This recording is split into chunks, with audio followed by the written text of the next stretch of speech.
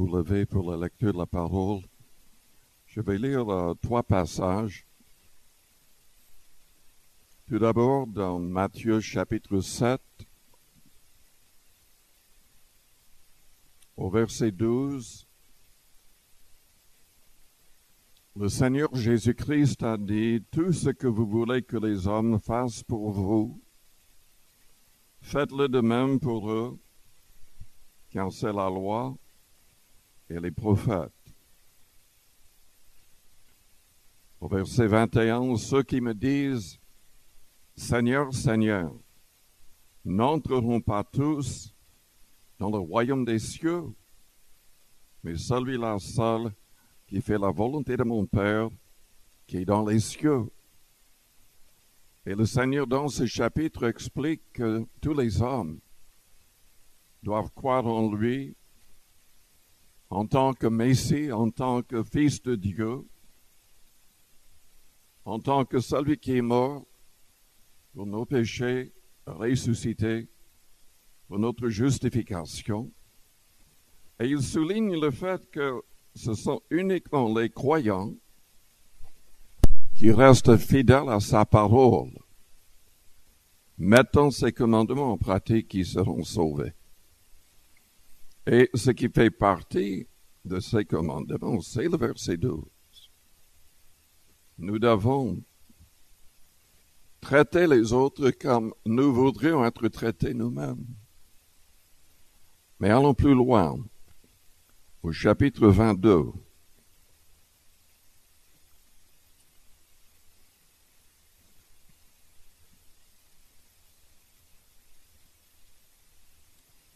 Et au verset 15. Les pharisiens allèrent se consulter sur les moyens de surprendre Jésus par ses propres paroles. Ils envoyèrent auprès de lui leurs disciples avec les Hérodiens, qui dirent, « Maître, nous savons que tu es vrai et que tu enseignes la voie de Dieu selon la vérité, sans t'inquiéter de personne, car tu ne regardes pas à l'apparence des hommes. Dis-nous donc ce qu'il t'en semble. Est-il permis ou non de payer le tribut à César? » Jésus, connaissant leur méchanceté, répondit, « Pourquoi me tentez-vous, hypocrite? Montrez-moi la monnaie avec laquelle on paie le tribut. » Ils lui présentèrent un denier. Il leur demanda, « De qui sont cette effigie et cette inscription? » « De César, lui répondirent-ils. Alors il leur dit, « Rendez donc à César ce qui est à César, et à Dieu ce qui est à Dieu. » Un peu plus loin dans le Nouveau Testament, dans Tite, l'épître de Paul à Tite, qui était un autre jeune prédicateur comme Timothée, je lis au chapitre 2, à partir du verset 11. La grâce de Dieu, source de salut pour tous les hommes, a été manifestée et nous enseigne à renoncer à l'impiété et aux convoitises mondaines et à vivre dans le siècle présent selon la sagesse, la justice et la piété, en attendant la bienheureuse espérance et la manifestation de la gloire du grand Dieu et de notre Sauveur, Jésus-Christ, qui s'est donné lui-même pour nous, afin de nous racheter de toute iniquité et de se faire un peuple qui lui appartienne, purifié par lui et zélé pour les bonnes œuvres. Dis ces choses, exhorte et reprend avec une pleine autorité, que personne ne te méprise. Rappelle-leur d'être soumis aux magistrats et aux autorités, d'obéir, d'être prêt à toute bonne œuvre, de ne médire de personne, d'être pacifique, modéré, plein de douceur envers tous les hommes. Car nous aussi, nous étions autrefois insensés, désobéissants, égarés, asservis à toute espèce de convoitise et de volupté, vivant dans la méchanceté et dans l'envie, dignes d'être haïs, et nous haïssons les uns les autres.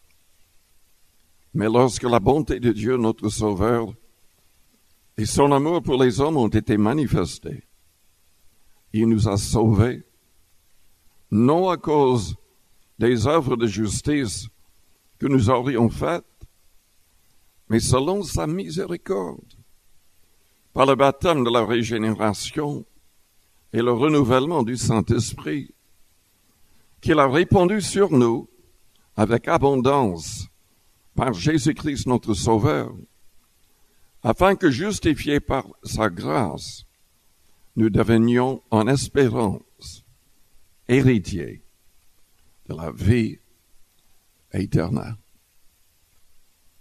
Prions le Seigneur avant d'aller plus loin. Père Céleste, nous te louons, nous te bénissons ce soir pour ta parole, pour la réalité de ces choses dans nos vies.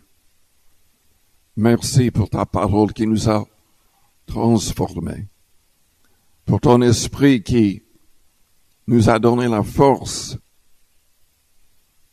de vivre dans la sainteté. Tu as changé notre manière de penser, de parler, d'agir et de réagir.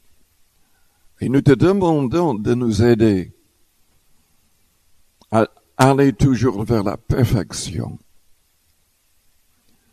Car nous voulons être vraiment, Père, tes enfants, reflétant ta gloire, reflétant ton amour, ta compassion pour les autres. Nous voulons que tu nous transformes dans l'image de Jésus-Christ, qui a pu aimer jusqu'au bout, et qui a prié de la croix pour les personnes qui le mettaient à mort. Père, pardonne-leur, car ils ne savent ce qu'ils font. Seigneur, donne-nous cette force et aide-nous à être comme lui en toutes choses. Au nom de Jésus-Christ. Amen. Vous pouvez vous asseoir. Il y a un autre passage que je voudrais lire aussi, dans 1 Pierre,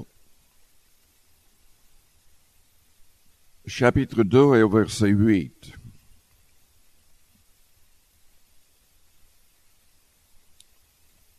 Pierre parle en premier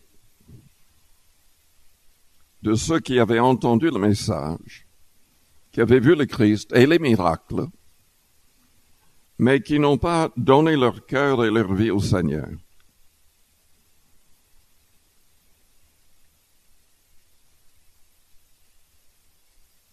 Au verset 9, il dit, « Vous, au contraire,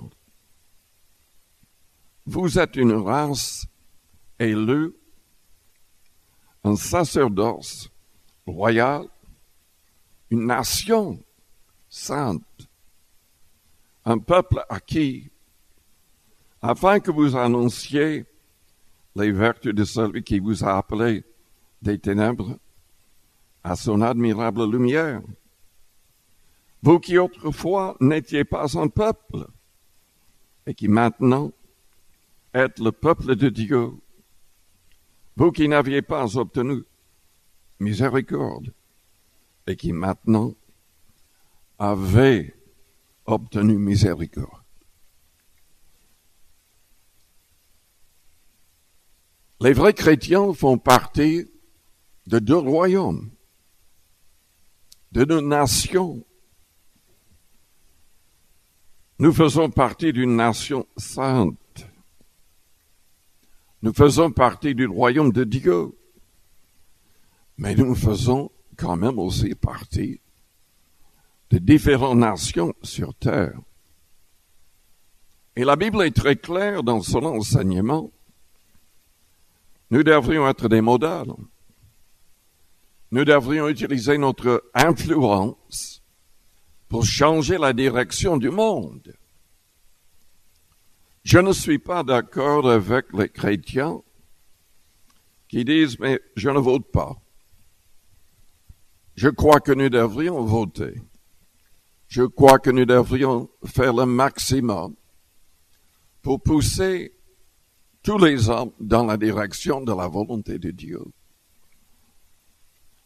Nous ne devrions pas simplement aider les hommes sur le plan spirituel, c'est quand même le plus important, mais nous devrions quand même influencer les hommes et aider les hommes à vivre dans des sociétés justes. Il y a tellement de nations où il y a un manque de liberté. Et même dans notre pays, et dans plusieurs pays qui depuis longtemps parlent de liberté, il y a des forces qui essaient de nous empêcher une pleine liberté. Nous devrions avoir, tous les hommes devraient avoir la liberté de se réunir. Surtout les chrétiens afin de pouvoir adorer Dieu. Nous devrions avoir la liberté de nous exprimer sans crainte. Mais de plus en plus, qu'il s'agisse de la France, des États-Unis ou ailleurs, il y a énormément de forces qui veulent nous faire taire. Énormément de forces qui veulent nous faire peur afin qu'on ne dise pas la vérité. Ça a déjà été le cas depuis le début du christianisme. Nous savons le grand nombre de croyants mis à mort pendant 3 siècles. Et ce qui est frappant, c'est qu'il y a, depuis 10 ans, plus de chrétiens qui ont été tués pour leur foi. Depuis 10 ans, plus de 900 000 chrétiens ont été tués. Plus de 90 000 en 2016. Mais il ne s'agit pas uniquement de la liberté pour les chrétiens. Tous les hommes devraient avoir le droit, la liberté de s'exprimer selon leur cœur, selon leurs opinions. Qu'une force politique ou qu'une force religieuse essaie de faire taire tous les autres. Il faut lutter contre cela. Il faut prier contre cela.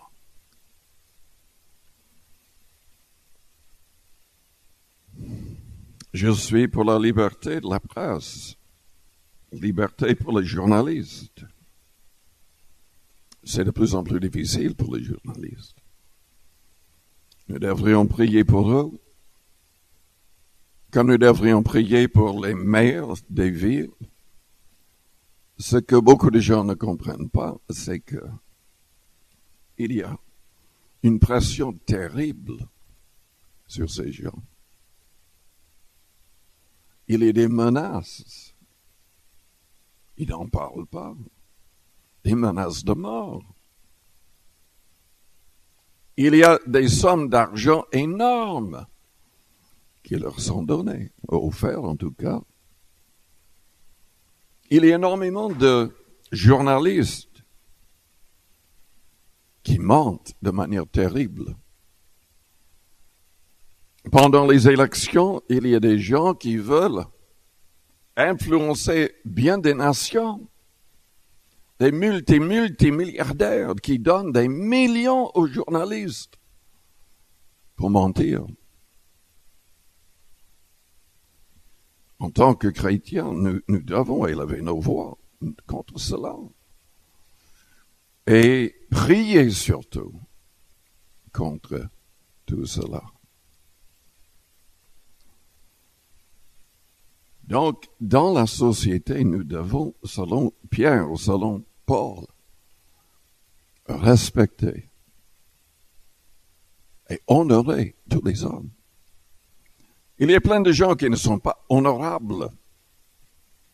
Il y a plein de gens qui sont en train de, même consciemment, servir le diable. Mais Dieu nous ordonne de les respecter, de les honorer, tout en leur disant la vérité, tout en présentant la vérité de l'Évangile. Lisons d'autres passages dans 1 Pierre au chapitre 3.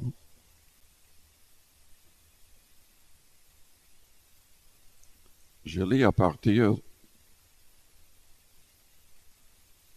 du verset 14. Quand vous souffririez pour la justice, vous seriez heureux. N'ayez aucune crainte et ne soyez pas troublés. Mais sanctifiez dans vos cœurs Christ le Seigneur, étant toujours prêt à vous défendre avec douceur et respect devant quiconque vous demande raison de l'espérance qui est en vous, et ayant une bonne conscience, afin que là même où il vous calomnie, comme si vous étiez des malfaiteurs, ceux qui décrivent votre bonne conduite en Christ soient couverts de confusion, car il vaut mieux souffrir, si telle est la volonté de Dieu, en faisant le bien qu'en faisant le mal.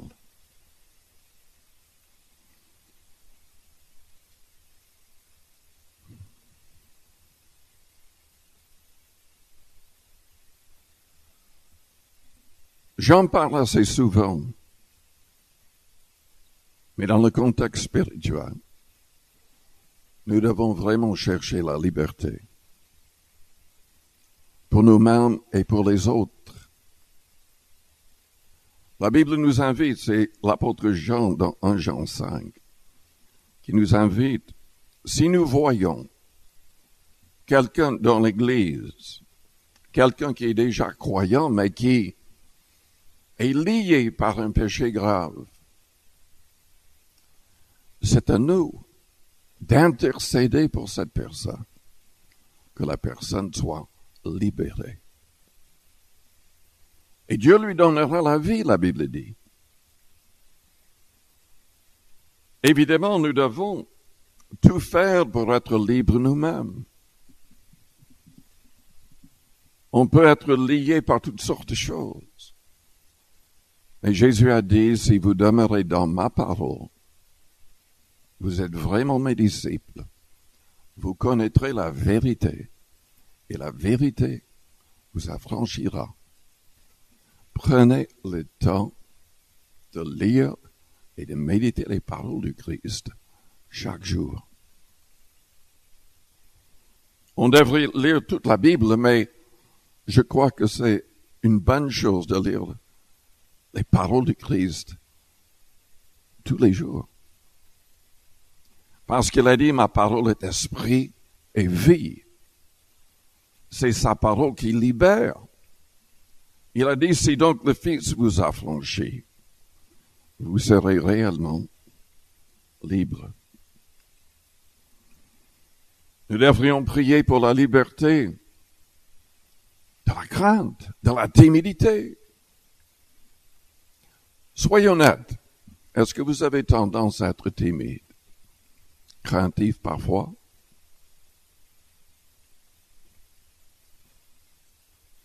Moi, j'étais particulièrement timide quand j'étais jeune. C'était grâce au baptême de l'Esprit Saint, quand j'ai fait l'expérience des apôtres de Acte 2, j'ai commencé à louer Dieu dans une langue que je n'avais jamais étudiée auparavant. Cette expérience est pour tous les croyants.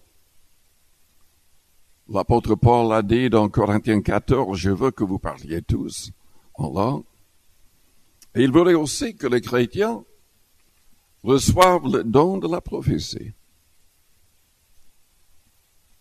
À force de prier en langue, Dieu m'a changé. Et plus on prie en langue dans son recueillement personnel, plus on est rempli de courage divin pour accomplir son plan.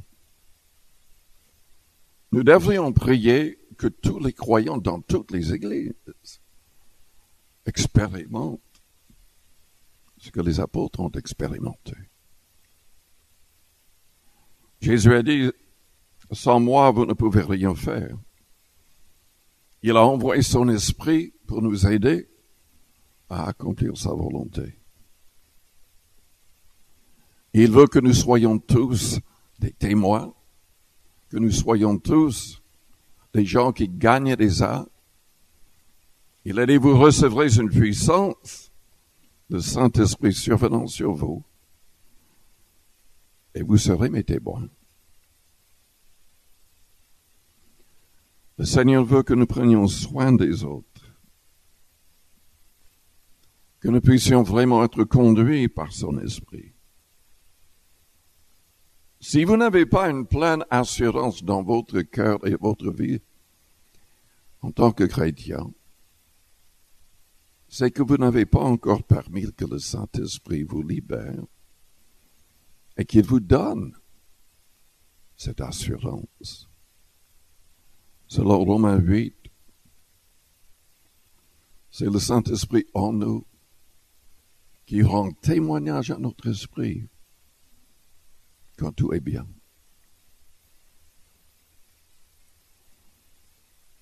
Je vous invite ce soir à fermer vos yeux pendant quelques instants.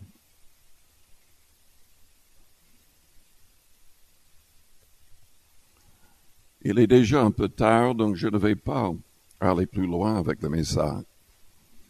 Mais je voudrais prier pour les personnes qui ont envie ou qui ont besoin déjà d'être libérés de quelque chose. Peut-être que vous avez besoin d'être libéré du pouvoir du péché, d'une habitude mauvaise. Peut-être que vous avez besoin d'être délivré de la timidité, de la crainte. Ou c'est peut-être autre chose. Peut-être que vous avez simplement besoin d'un miracle dans votre corps, dans votre situation. Jésus-Christ peut tout faire. Il peut tout faire. J'étais émerveillé il y a quelques jours. Je suis tombé sur un article. Vous savez, au Vatican, ils ont des archives avec des copies de la Bible en différentes langues. Et les gens ne savent même pas tout ce qui est là. Parce que les chrétiens, depuis le début, tout ce qu'ils avaient, tout ce qu'ils pouvaient trouver était archivé. Et récemment, ils sont tombés sur un document qui date de l'époque du Christ, écrit pendant sa vie. Mais ce n'était pas écrit par un des apôtres ou par un chrétien. C'est écrit par un historien romain qui racontait simplement ce qu'il avait vu lui-même accompli par le Christ. Il ne croyait pas en Christ, mais il raconte dans ce document que Jésus ressuscite un petit garçon, un enfant, et le redonne à sa mère. Et j'ai pensé à ce que Jean avait dit. Il a écrit dans Jean chapitre 20 que le Christ, que Jésus-Christ, avait accompli beaucoup plus de miracles que ce que nous avons dans la Bible. Il a dit même, il faudrait toute une librairie de livres pour raconter tout ce qu'il avait fait. Mais il a dit, mais nous avons écrit ce qui est nécessaire pour que les hommes croient et saisissent la vie éternelle en son nom. Jésus-Christ peut tout faire. Je vous ai déjà parlé de cas de personnes ressuscitées d'entre les morts récemment. Et si moi-même j'ai donné mon cœur au Seigneur quand j'étais jeune, je voyais toutes sortes de miracles. Et il y avait une femme dans notre église ressuscitée d'entre les morts. Et ça s'est passé à l'hôpital. Le mari ne voulait pas accepter cela.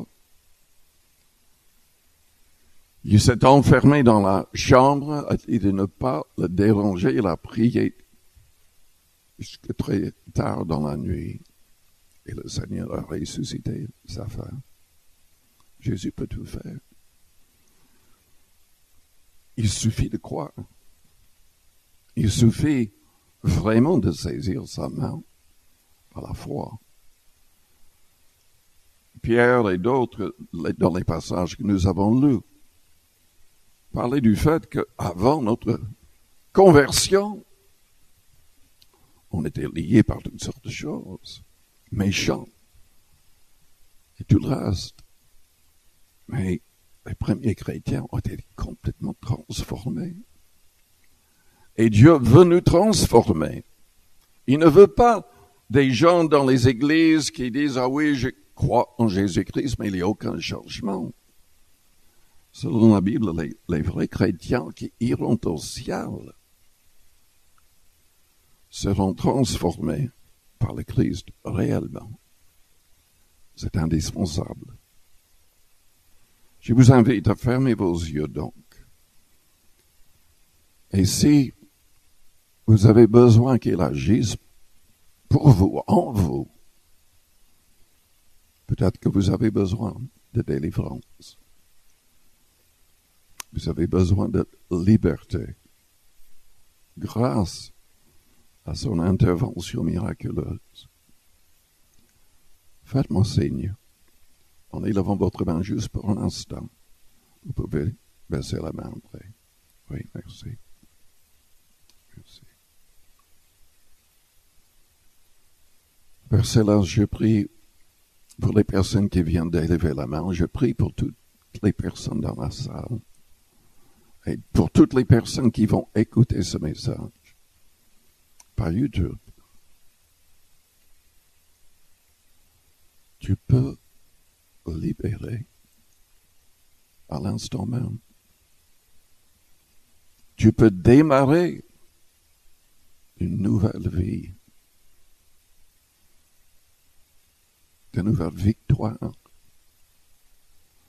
Père Céleste, je prie pour les personnes malades ici. Je prie pour les personnes qui luttent avec le mal. Délivre-les. Seigneur, libère, transforme chaque personne selon ta volonté. Au nom de Jésus-Christ.